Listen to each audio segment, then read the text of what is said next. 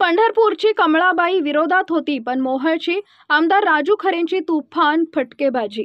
सुस्ते येथील सत्काराच्या कार्यक्रमात मोहोळचे आमदार राजू खरे यांनी तुफान फटकेबाजी करत विधानसभा निवडणुकीतील अनेक राजकीय गोष्टींना उजाळा देत मी 3 महिन्यात आमदार नाही तर 2018 पासून तयारी करत होतो असं सांगत असतानाच सर्वपक्षीय नेत्यांनी मला साथ देत विधानसभेत पाठवण्याचं काम केलं।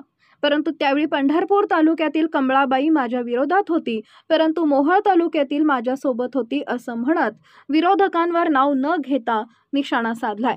पहा काय म्हणतात आमदार राजू खरे। मला एक आता वक्त्यांनी सांगितलं की 3 महिन्यात आमदार झालो, तर मी आपल्याला सांगू इच्छितो की 3 महिन्यात आमदार नाही, तर 2018 पासून मोहोळ मतदारसंघामध्ये काम करत असताना 19ला काही अपरिय कारणानं मला उमेदवारी मिळाली नाही, म्हणून न डगमगता पुन्हा मोहोळ मतदारसंघामध्ये प्रचंड मोठ्या प्रमाणामध्ये सामाजिक काम उभं केलं। मागल त्याला रस्ता, मागल त्याला पाणी ही संकल्पना सर्वप्रथम मोहोळ मतदारसंघामध्ये मी राबवली।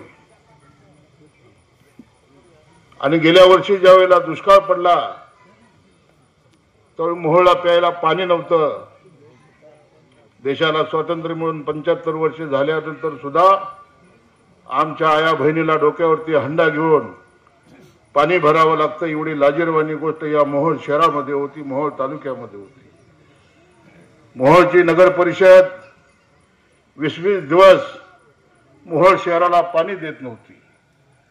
राष्ट्रीय महामार्ग क्रमांक 9 वर असणारे हे मोहोळ शहर आणि बाजूला जाणारी रेल्वेची लाईन या दोन्हीच्या मध्ये वसलेलं हे शहर एक मोठी बाजारपेठ म्हणून उदयास आली असती, परंतु दादागिरी, झुंडशाही, तानाशाही आणि हुकुमशाहीच्या जोरावरती आंगरकरांनी गेली 50 वर्ष तिथं राज्य केलं। हा विजय असा तसा नाही आम्ही मिळवला,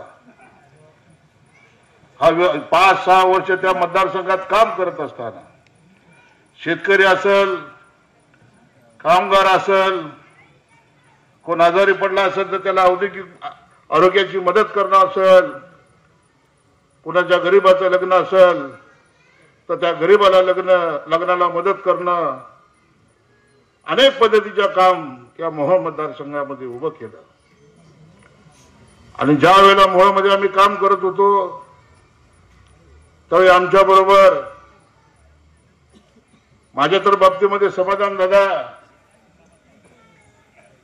ज्या वेळेला मला उमेदवारी तर जाहीर झालीच नव्हती, अभिजित आबा पाटील उमेदवार जाहीर झाले होते आणि मोहोळ मतदारसंघामधून माजी आमदार रमेश कदम यांची मुलगी यांना तिकीट देण्यात आलं होतं। परंतु जनमताचा रेटा काय असतो हे मोहोळच्या जनतेने दाखवून दिलं।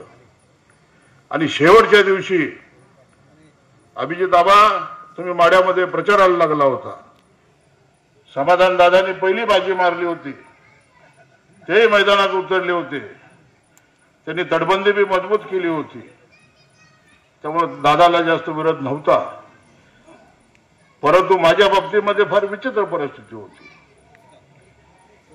19लाही मला उमेदवारी नाकारली आणि 24ला सुद्धा मला उमेदवारी नाकारली।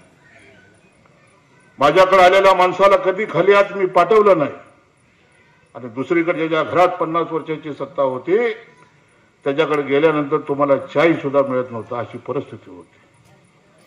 आणि मग शेवटच्या दिवशी आमच्या मोहोळ मतदारसंघामधले सगळ्या पक्षाचे नेते पवार साहेबांना बारामतीला भेटले। काका साठे होते, मनोहर डोंगरे होते, एकनाथ शिंदे साहेबांची शिवसेना माझ्या बरोबर होती, उद्धव ठाकरे साहेबांची शिवसेना माझ्या बरोबर होती। दादा तुमच्या माहितीसाठी सांगतो, दोन्ही शिवसेना महाराष्ट्रामध्ये पहिल्यांदा जर कुठे एकत्र आल्या असतील तर त्या मोहोळमध्ये एकत्र आल्या, ती किमया ह्या राजू खरेंनी करून दाखवली। आणि मग दादा भारतीय जनता पक्षाने सुद्धा दादा मला साथ दिली. फक्त अडचण एकच होती दादा, की कमळाबाई मला म्हणाले की दिवसा अडचण आहे दादा, तुला रात्री मदत करेल. पण पंढरपूरच्या कमळाबाईने माझ्या विरोधात काम केलं दादा, हे आज इथं सांगितलं पाहिजे.